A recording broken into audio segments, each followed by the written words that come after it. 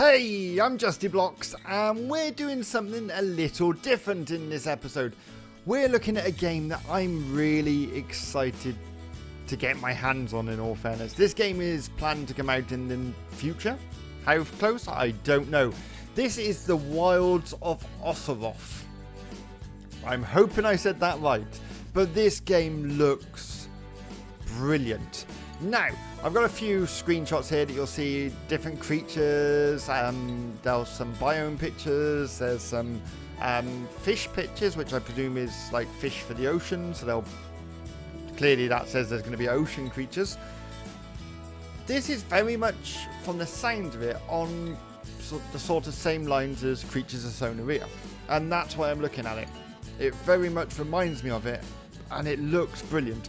I've been through the questions and answers on their Discord, which I am on, and if you like the look of this game, get on their Discord to keep up to date with news and information. So the first question is, this is the questions that people have asked and then they've got answers to. What is this game? And the answer is, this game is under the creature survival gene. Players will have a menu to choose different creatures to play on. Here's the catch. This game map is a planet. The game map is a planet. How cool does that sound? With different continents, including different ecosystems and biomes to choose from and secret spots to explore. In the future, there will be different planets to play on with different themed creatures. So not only are they planning on doing one planet with continents and different biomes, they're planning on doing multiple planets in the future. Wow, that sounds really exciting. Second question. Creatures are on a... Oh no, I haven't finished this question. There's more to this answer. Creatures are on a rarity system. The rarer the creature, the harder to get. Secret mission spots to earn sick creatures and to fight possible bosses. Explore the map and find multiple little Easter eggs with fun events planned for the future as well.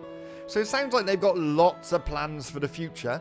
I'm really interested to see what sort of game we get to start off with when it's released. Let's move on to the next question. How large will the game servers be? How many player slots? Now this is actually something I really want to know the answer to. Because obviously in Creatures of Sonoria we're capped to 51, I think it is, 51 creatures. And I understand it because the creatures have so many parts to them. So when you've got 51 people on there, that's a lot of parts. And I understand that.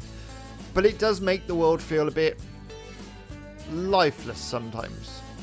51 is not a lot for the world. And these people are talking about a planet. Not just a plot of land, a planet.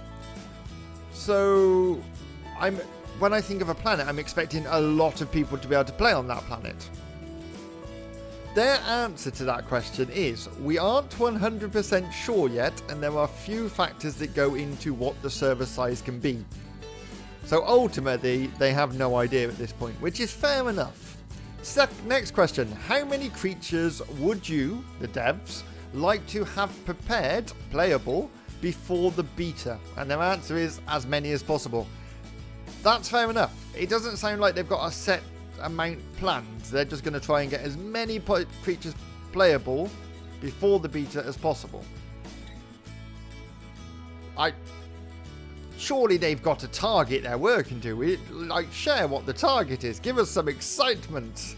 I'm going to say, I couldn't even hazard a guess how many of them are going to be, but looking at some of the pictures, it's on screen now that I've got off the Discord, some of these creatures look amazing. Can we help write laws for our creatures? And their response to this is, you can make suggestions and probably help, but I'm not entirely sure at this precise moment. Which is fair enough. We as gamers are looking for all the answers of everything about the game, and they're still working on this game, so they're not always going to have these answers. Will creatures have different attack animations? Will some creatures claw or swipe instead of biting? And they've answered that is planned, which is really nice, because Like, you get these creatures with massive claws, and you think they're the ones who's going to, like, swipe, and then when you play creatures of Sonoria, very much so, they all bite. They don't use their limbs and that. It would be nice to see a game that incorporates limb usage. Yes, we want limb usage. Will there be something like nesting mechanics? The answer is to be decided. They don't know. That is not something they've fully thought about yet. Which is, again, fair enough. Will the adults run faster or the babies? It's so unrealistic when the babies can run 5 times faster than the adults when they have tiny weak legs. And I have to agree with this. If you think about it, an adult would run faster than a child, surely. Their answer is babies' speeds will differ according to their autonomy, aka realistic speed stroke body ratio. Okay, fair enough, we'll just have to see what that's like. Will there be seasons? If so, is it already determined how they will work? These are things you'll have to wait for, but you can be sure they'll be very interactive. The seasons will be interactive?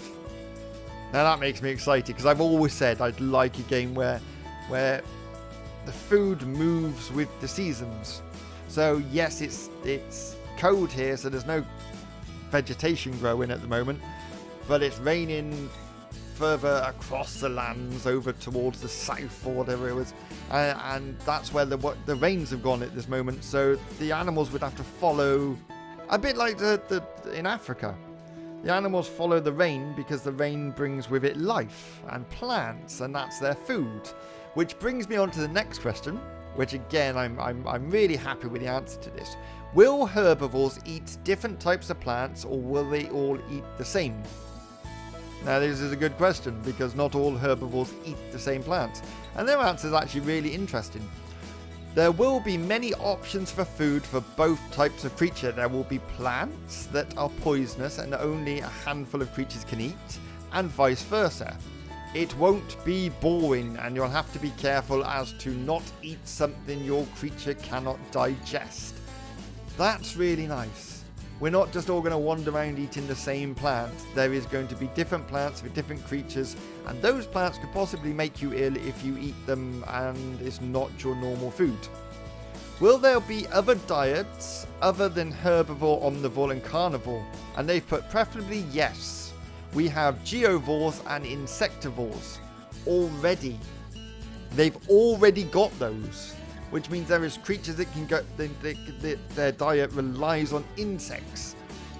Not meat, not plants, insects. That's really nice. So that it sounds like there's going to be a good variety of life on this planet. And they're not even creating a plot of land, they're creating a planet, so it has to be quite diverse, I'd imagine. Will Osoroth be pay to play, or will it be free once it's released? The answer is free. The game is free to play, though some creatures like the donation creatures are stuck behind paywalls. But the idea is that instead of paying for the creature, you earn them. That's all I can say for now.